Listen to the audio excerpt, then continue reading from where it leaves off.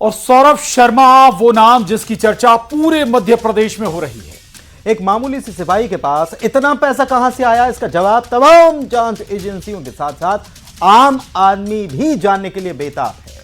लेकिन एमपी के इस धन कुबेर की काली कमाई के सच के अलावा उसकी संपत्ति को लेकर अलग अलग खुलासे हो रहे हैं। और इस बीच लोकायुक्त ने सौरभ की संपत्ति को लेकर कोर्ट में जो जानकारी दी है वो आपको बहुत चौंका सकती है। अकूत संपत्ति मिलने के बावजूद लोकायुक्त ने कोर्ट में सौरभ के पास सिर्फ 55 लाख मिलने की बात कही है। रिपोर्ट देखिए।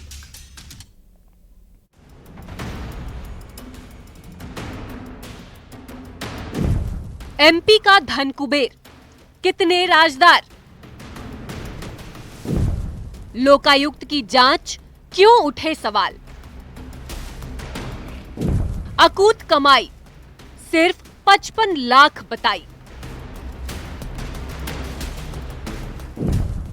क्या है सौरभ का पावर कनेक्शन? मध्य प्रदेश में बीते कुछ दिनों से एक नाम चर्चा का केंद्र बना हुआ है और वो नाम है सौरभ शर्मा। पहले सौरभ के पास अकूत संपत्ति मिलती है और फिर उसके पॉलिटिकल कनेक्शन पर सवाल खड़े होते हैं। उसके भाई, मां, सबको लेकर अलग अलग थ्योरी सामने आती है, लेकिन सच सामने नहीं आ पाता। जांच पर जांच चलती है। लोकायुक्त, आयकर, ईडी सभी जांच में जुट जाते हैं और होते हैं नए नए खुलासे, लेकिन सच सामने नहीं आ पाता। लेकिन अब जो बात सामने आई है उससे फिर सौरभ शर्मा पर उठ रहे सवालों और उसके कनेक्शन पर बड़ा खुलासा हुआ है। लोकायुक्त की टीम ने अकूत संपत्ति मिलने के बावजूद सौरभ शर्मा के पास मात्र 55 लाख रुपए की संपत्ति होने की बात कही है, जिसके बाद लोकायुक्त की टीम पर भी सवाल खड़े हो रहे हैं। देखिए, अभी इस मामले में जो है 4 बड़ी एजेंसियां कार्य कर रही हैं, जिसमें इनकम टैक्स, आईटी और ईडी, एनफोर्समेंट डायरेक्टरेट, साथ ही साथ DRI, directorate of revenue intelligence और लोकायुक्त। कहीं ना कहीं अभी जांच बाकी है। कोर्ट के अंदर जो 55 लाख रुपए की संपत्ति का ब्यौरा दिया गया है लोकायुक्त के द्वारा, ये एक शुरुआती प्रक्रिया है। बाद में इसमें और भी संपत्तियों की जानकारी। एक तरफ लोकायुक्त की जानकारी को लेकर अब सवाल खड़े हो रहे हैं, तो सौरभ शर्मा पर एक के बाद एक चौंकाने वाले खुलासे हो रहे हैं। सौरभ शर्मा के पूरे परिवार का इस धन कुबेर की काली कमाई में साथ होने की बात सामने आई है। परिवहन विभाग के पूर्व आरक्षक सौरभ शर्मा पर जैसे जैसे जांच आगे बढ़ रही है, वैसे वैसे उसके रिश्तेदार भी अब जांच के दायरे में आ रहे हैं। हम इस वक्त मौजूद हैं उसी फार्म हाउस पर जहां पर उसकी जो कार है इनोवा वो मिली थी, जिसमें 52 किलो सोना और 10 करोड़ कैश बरामद हुआ था। अब ये जानकारी में आया है कि ये जो फार्म हाउस है उसके जो रिश्तेदार हैं उनका ही है, यानी सोची समझी साजिश के तहत ये इस गाड़ी को यहाँ पर रखा गया था। मध्य प्रदेश के अलग अलग शहरों में सौरभ शर्मा की काली कमाई के राज छिपे हुए हैं, जिसके चलते सौरभ शर्मा के करीबियों पर भी लगातार दबिश दी जा रही है। भोपाल, ग्वालियर और जबलपुर में दोस्तों और रिश्तेदारों के घर पर रेड जारी है और सारी एजेंसियां जांच कर रही हैं और मुझे सब पे भरोसा है, कोई भी कुछ गलत नहीं करेगा। और सब साबित होने दो, पहले उसको जवाब देने दो। हमारे पास कई चीज़ों के, सब चीज़ों के जवाब भी है मेरे बेटे के पास। और मुझे कतई, माँ हूँ, मुझे मालूम है अपने बेटे के बारे में, वो कोई गलत काम नहीं कर सकता है, उसे फंसाया जा रहा है। सौरभ शर्मा की काली कमाई के तार देश ही नहीं विदेशों तक जुड़े होने की आशंका है। साथ ही मध्य प्रदेश की सियासत से भी सौरभ शर्मा के तार जोड़े जा रहे हैं। Bureau report, news 18।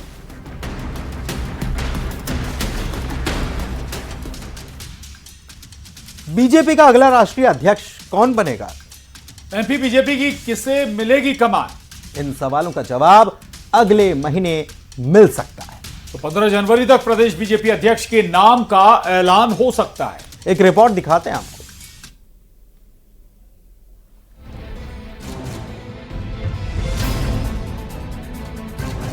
नए साल में एमपी बीजेपी की नई टीम नजर आएगी। 15 जनवरी तक प्रदेश बीजेपी को नया अध्यक्ष मिल सकता है और 10 जनवरी तक नए जिला अध्यक्षों का भी ऐलान हो सकता है। इसके साथ ही पार्टी को जनवरी खत्म होने तक नया राष्ट्रीय अध्यक्ष भी मिल जाएगा। बीजेपी के राष्ट्रीय मुख्यालय में हुई बैठक में संगठन के आंतरिक चुनावों पर चर्चा की गई और संगठन चुनावों के लिए समय सीमा तय की गई। बैठक की अध्यक्षता पार्टी के राष्ट्रीय अध्यक्ष जेपी नड्डा ने की। बैठक में सभी राज्यों के प्रदेश अध्यक्ष और संगठन महामंत्री शामिल हुए। ये कहा जा रहा है कि एमपी में बीजेपी जिला अध्यक्षों के नाम भी आलाकमान तय करेगा। बीजेपी ने मंडल अध्यक्षों की तरह ही जिला अध्यक्षों के लिए भी क्राइटेरिया तय किया है। ये कहा जा रहा है कि विवाद से बचने के लिए आलाकमान ही लिस्ट को हरी झंडी देगा। अध्यक्षों को रिपीट करने की संभावना बेहद कम है। इसे लेकर सियासत भी गर्मा गई है। कांग्रेस ने कहा है कि बीजेपी में घमासान मचा हुआ है और इस वजह से दिल्ली और नागपुर से नाम तय हो रहे हैं। बीजेपी का कहना है कि एमपी के प्रभारी, सह प्रभारी और संगठन महामंत्री को आलाकमान ने नियुक्त किया है और उनकी ही देखरेख में जिला अध्यक्षों के नाम भी तय होंगे। भाई भारतीय जनता पार्टी में तो सरफटौल चली रही है।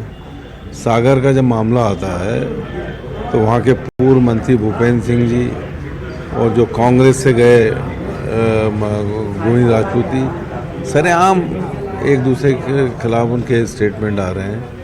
वो कह रहे हैं कि जो मंडल अध्यक्ष वो चुनेंगे जिला अध्यक्ष को। सब फेल हो गया है। इनके हर काम दिल्ली से होते हैं और दिल्ली के पहले नागपुर से होते हैं। जब नागपुर एयरपोर्ट दिल्ली को देता है तब अध्यक्ष भी बनेंगे, दूसरे भी बनेंगे। हमने तय कर लिया था कि आयु पर निर्धारण होगा, उसके ऊपर कोई आपराधिक मामला ऐसा हो जो समाज में उसके प्रति नाराजगी हो, समाज में अच्छा संदेश न जाए, ऐसे और जो सक्रिय सदस्य नहीं है। 2-3 चीज़ें तय की थी। उसमें ऐसी जो शिकायतें आई उनको होल्ड कर दिया था। जहाँ किसी तरह से सहमति कहीं इक्का दुक्का स्थानों पर नहीं बन पाई वो रुके। तो वो भी अब प्रदेश के हमारे निर्वाचन के पश्चात उन मंडलों में भी अब गठन होगा।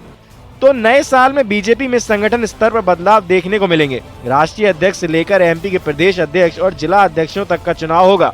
ये कहा जा रहा है कि नाम आलाकमान तय करेगा, जिसे लेकर सियासत शुरू हो गई है। Bureau report, news 18 Madhya Pradesh, Chhattisgarh.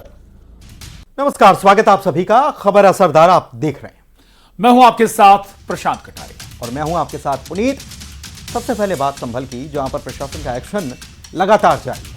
अतिक्रमण पर कार्रवाई के साथ साथ जामा मस्जिद के सामने पुलिस चौकी का तेजी से निर्माण हो रहा है और इस पर सियासत तेज हो गई है। तो दूसरी तरफ संभल में मिले मंदिर में दूर दराज से लोग दर्शन और पूजन के लिए आने लगे।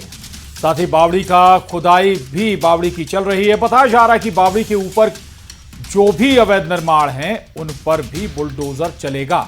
रिपोर्ट देखिए।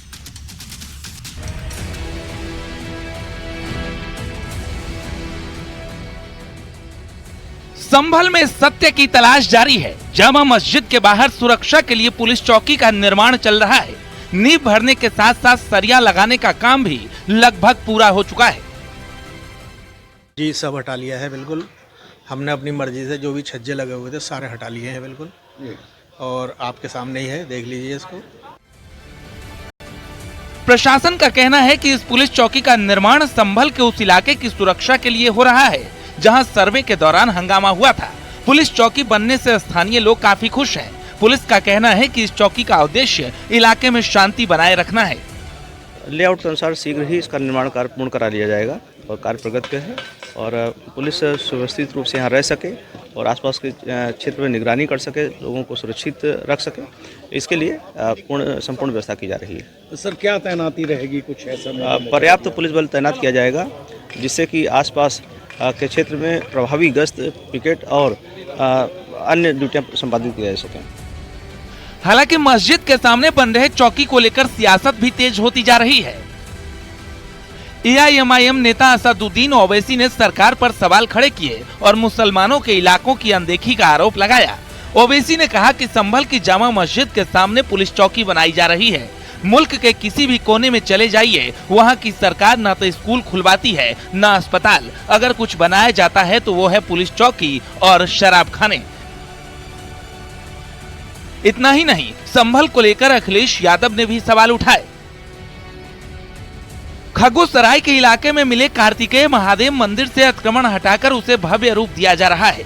कुछ अवैध निर्माण प्रशासन ने हटवाए तो कुछ लोगों ने खुद भी अपना अवैध निर्माण तोड़ा। 46 साल बाद अब मंदिर का भव्य स्वरूप दिखने लगा है।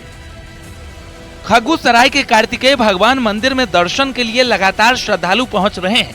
यूपी ही नहीं बल्कि दिल्ली, पंजाब और हरियाणा से भी लोग मंदिर में दर्शन के लिए आ रहे हैं और सरकार के इस काम की सराहना कर रहे हैं। देखिएगा, यहाँ जो है बहुत बहुत दूर से श्रद्धालु आ रहे हैं। कल आजमगढ़ से महात्मा जी आए थे और उनका शाम तक यहाँ कीर्तन भजन चलता रहा और वो शाम की आरती पूर्ण कर कर और उन्होंने अपने आजमगढ़ प्रस्थान करा। खग्गूसराय आए हैं, हनुमान जी साहब हमने न्यूज़ पे देखा था। हाँ, ये हमारे साधु साहब हैंगे। हाँ, इनके द्वारा पता चला हमें और हमने न्यूज़ पे देखा। रामपुर से आए हैं। अच्छा, परिवार सहित दर्शन करने आए। कैसा लग रहा है? बहुत बढ़िया लग रहा है। ये खग्गूसराय का मंदिर है, हनुमान जी के प्राचीन महादेव भगवान जी का मंदिर है हमारे। बहुत खुशी हो रही है हमें यहाँ के। इधर संभल के करीब चंदौसी में मिली पुरानी ऐतिहासिक बावड़ी की खुदाई का काम लगातार चल रहा है। पहली मंजिल तक खुदाई हो चुकी है। न्यूज़ 18 की टीम सबसे पहले लक्ष्मण कुंज बावड़ी के अंदर पहुंची है। बावड़ी में कई अलग अलग शेप नजर आ रहे हैं, कई दरवाजे नजर आ रहे हैं। देखिए, ये बावड़ी का जो दूसरा हिस्सा है, यहाँ पर कई अलग अलग के यहाँ पर दरवाजे से यहाँ पर दिखाई देने लगे हैं। इसका जो सिरा है उसको खोजना सबसे बड़ा चैलेंज इस वक्त बावड़ी की खुदाई करने वाले मजदूरों के लिए है। माना जा रहा है कि संभल में खुदाई के बाद जो बावड़ी मिली थी उसके पास से अवैध निर्माण हटाया जाएगा और इसके लिए बुलडोजर एक्शन होगा। इससे पहले पुरानी बावड़ी की खुदाई का काम रोक दिया गया था, जिसे फिर से शुरू किया जाएगा। बताया जा रहा है कि इस बावड़ी का संबंध सम्राट पृथ्वीराज चौहान से है और ये कई मंजिल की है।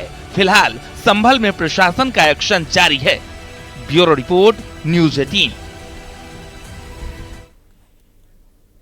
दूसरी तरफ महाकुंभ को भव्य और दिव्य डिजिटल बनाने की तैयारी चल रही है। संगम तट पर अंतिम चरण में तैयारियां चल रही हैं। इसी बीच राष्ट्रपति द्रौपदी मुर्मू के साथ अमित शाह और कई बड़े नेताओं को कुंभ का निमंत्रण भेजा गया है। कुंभ की पहचान, सनातन का संदेश विश्व भर में सुनाई दे, इसके लिए प्रधानमंत्री मोदी ने भी इस साल के अपने आखिरी मन की बात के एपिसोड में महाकुंभ का जिक्र किया और महाकुंभ से एकता का संदेश भी दिया। रिपोर्ट देखिए।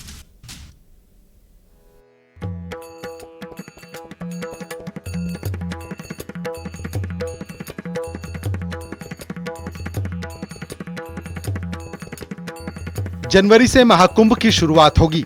इसके लिए तैयारियां अंतिम चरण में हैं। इस बार महाकुंभ में 40 करोड़ श्रद्धालुओं के आने की उम्मीद है। कुंभ को बेहद भव्य बनाने की तैयारियां की जा रही हैं।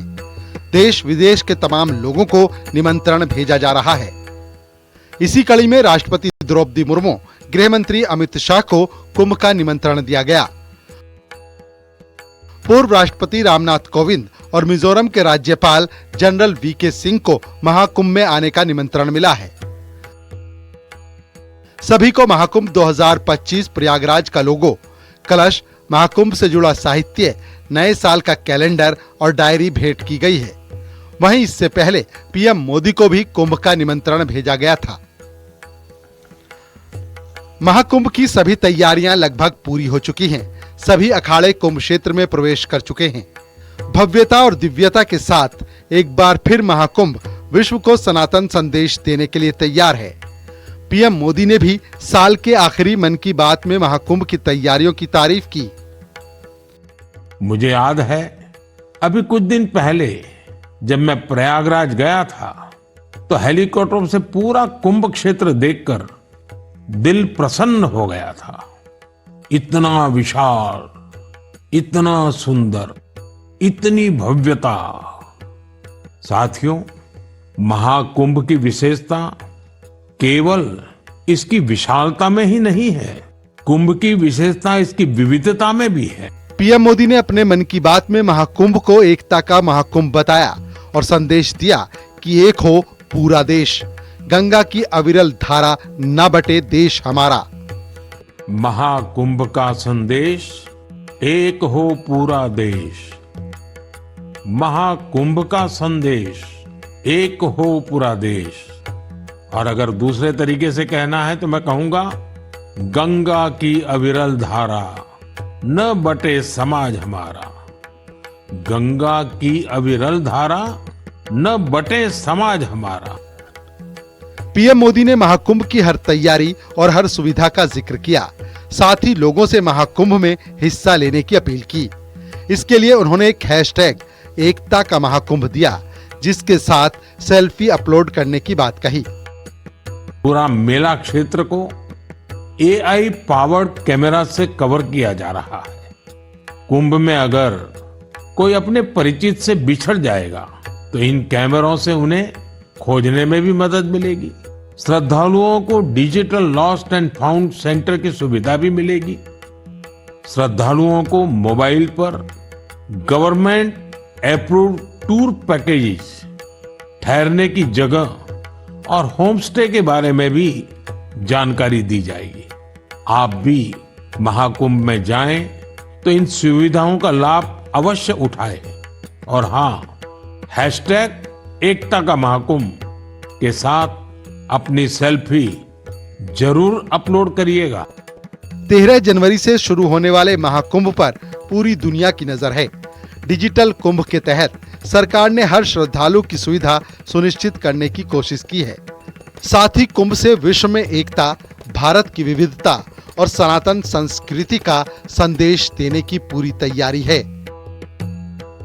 Bureau report, news 18।